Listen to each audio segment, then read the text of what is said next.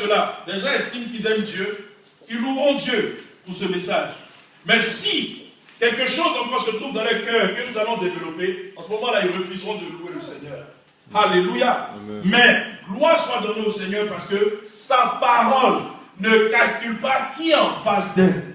Alléluia. Sa parole ne regarde pas à qui est en face. Mais sa parole est relâchée, elle est donnée, quel que soit l'auditoire.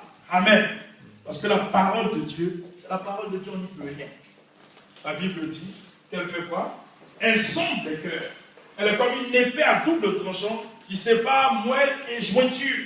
Moelle et jointure sont collées, sont tellement proches, mais la parole de Dieu sépare moelle et jointure. Elle est capable, cette parole-là, de révéler l'état de ton cœur. Elle est capable de faire quoi? De te faire prendre conscience comme lorsque tu te regardes dans un miroir, tu regardes et tu vois ton visage tel qu'il est. Ainsi en est-il la parole de Dieu. Donc c'est un peu je vous dis. Souffrez du fait que je vous dise par la grâce de Dieu la vérité. Amen. C'est comme ça que nous pouvons avancer. Gloire à Dieu. Alléluia. Amen. Amen. Amen. Alléluia. Amen. Seigneur, je te bénis pour ce moment glorieux, parce que nous allons parler de ta part. Et je prie pour être inspiré. Et je prie qu'au nom de Jésus, tu prennes le contrôle de toutes choses, afin que toutes choses soient faites pour la gloire de ton nom. Et non, éternel Dieu, comme par un discours persuasif de la sagesse humaine, comme Paul l'a dit, mais que ce soit en démonstration de ta puissance dans ta parole, afin que ta parole fasse du bien encore à ton peuple, et que nous avancions, et que nous progressions comme tu le veux, dans le nom de Jésus. J'ai ainsi prié. Amen. Amen. Amen. Amen. Nous allons voir aujourd'hui l'orgueil et l'humilité, ses conséquences. Leurs conséquences.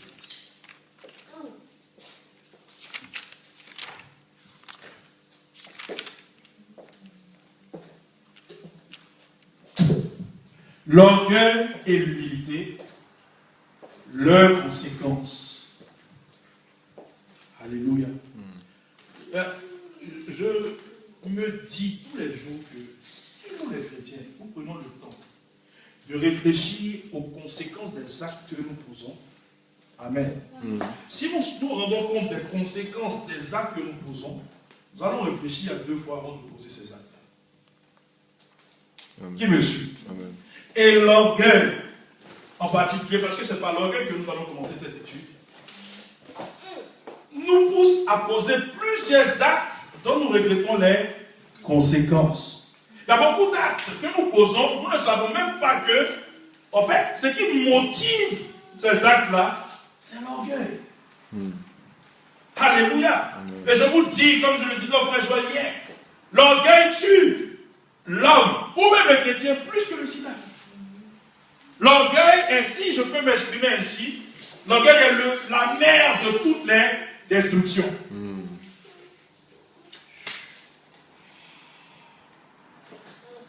Lucifer, cet ange glorieux, à la beauté incomparable, a chuté, a été chassé. Amen. Dans sa chute, même, il a changé de nom. Tellement sa chute était dramatique. Pourquoi? L'orgueil.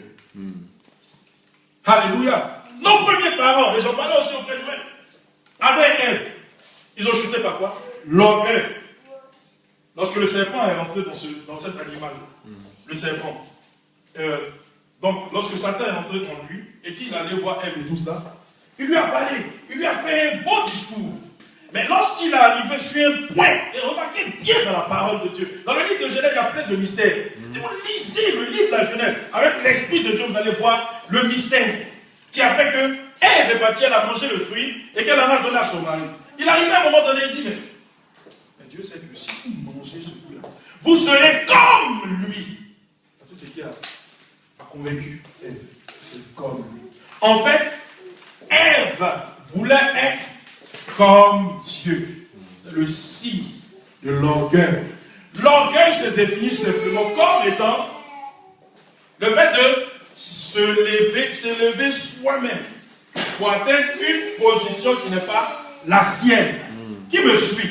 Donc, quand vous lisez le livre de Somme, chapitre 8, le verset 5, la Bible dit, qu'est-ce que l'homme pour que tu te souviennes de lui? Tu l'as fait de peu inférieur à Dieu. Voici la position de l'homme. L'homme est de peu inférieur à Dieu. Mais elle voulait être comme Dieu. À la même place, à la même position que Dieu. C'est ce qui a créé la chute de l'homme. Ce n'est pas étonnant. Puisque la Bible dit que l'orgueil précède la chute. Vous allez voir que la plupart des péchés que vous et moi nous commettons sont motivés par l'orgueil. Alléluia. Aujourd'hui, comme je dis là, nous tous, à commencer par moi-même, nous allons voir que nous avons des comportements qui sont motivés par l'orgueil. Amen. Et nous, sinon, nous réclamons d'être des enfants de Dieu, d'être des serviteurs de Dieu. Il va falloir que nous nous séparions de l'orgueil à compter d'aujourd'hui, ma parole, le message. Parce qu'on ne peut pas servir Dieu avec le principe de Satan. On ne peut pas servir Dieu avec la nature de Satan. Alléluia. Nous allons voir. Nous allons commencer cette étude par l'orgueil, comme je vous ai dit.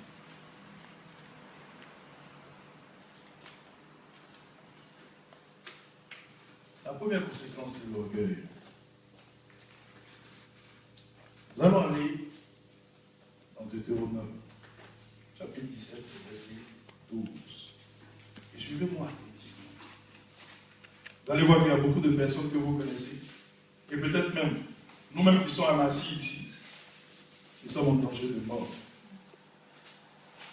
Et si quelqu'un, dans son cœur, croit que Dieu a changé, laissez-moi vous dire, Hébreux, chapitre 13, le verset 8 dit, Jésus-Christ est le même hier, aujourd'hui et éternellement.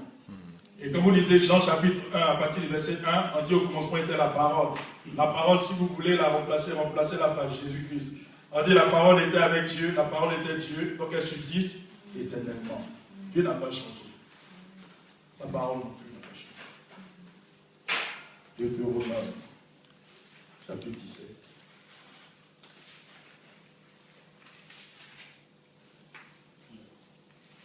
Verset 12. Je lis. L'homme qui par orgueil n'écoutera pas le sacrificateur, placé là pour servir l'Éternel, ton Dieu. Et ou qui n'écoutera pas le juge, cet homme sera puni de mort. Amen. Amen. Verset 13. Tu ôteras ainsi le mal du milieu d'Israël, afin que tout le peuple entende et craigne, et qui ne se livre plus à l'orgueil. Amen. Amen. Ce texte-là dit que celui qui refuse d'écouter l'homme de Dieu qui a été placé là pour servir l'Éternel, qui est le représentant de l'Éternel par rapport à son œuvre, celui-là, d'abord, n'écoute pas Dieu, donc est rebelle, et celui-là est passible de jugement, et son jugement c'est la mort. Alléluia. Amen. Et beaucoup, parmi nous, beaucoup de chrétiens, je m'adresse aux chrétiens, n'écoutent pas les serviteurs de Dieu, ils doutent même de leur appel. Laissez-moi vous poser la question. Quand Dieu les appelait, vous étiez où? Dieu t'a-t-il mandaté pour venir déterminer quel est l'appel d'un homme de Dieu ou pas? Est-ce que toi-même tu as appelé? Qui me suit? Celui qui n'écoute pas un homme de Dieu qui parle de la parole de Dieu, du moins de la part de Dieu, ou un juge, c'est-à-dire un autre serviteur de Dieu, celui-là quoi? Est puni de mort. C'est un orgueilleux. Première conséquence de l'orgueil, un homme qui est orgueilleux, on le reconnaît par le fait qu'il n'écoute pas Dieu, il n'écoute pas les hommes de Dieu. Et je fais une différence entre le verbe entendre et le verbe écouter. On n'a pas dit n'entendre pas, parce que tu peux entendre et ne pas écouter. Et écouter, ça veut dire que tu prêtes attention et tu obéis. Un homme de Dieu va venir, te dire, ne fais pas ça, ne fais pas ça. Et tu continues dans la même chose. Tu te réponds aujourd'hui, ah, homme de Dieu, vraiment, je m'excuse, je ne vais pas. Et tu continues, tu es un rebelle, un orgueilleux.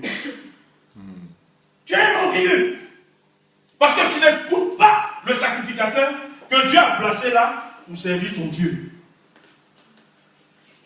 C'est dangereux. Qui me suit? Hébreux, chapitre 10, le verset 25 dit, n'abandonnons pas nos assemblées comme le font certaines personnes. Il y a beaucoup, Hébreux, chapitre 10, verset 25. Beaucoup de gens ont quitté des églises par orgueil. Et pourtant le Seigneur dit, n'abandonnez pas vos assemblées comme le font certains. Qui me suit? C'est des orgueilleux. Et vous savez ce que le psaume 119, le verset 21 dit des orgueilleux. Allons-y, vous allez lire, vous allez voir. Pour ne pas que vous me dites que c'est moi qui ai inventé. Regardez. Psaume 119, le verset 21 dit, tu menaces les orgueilleux, c'est maudit. C'est galop de un orgueilleux est d'abord celui qui n'écoute pas le serviteur de Dieu, l'homme de Dieu, qui n'écoute pas Dieu, hein, est un maudit.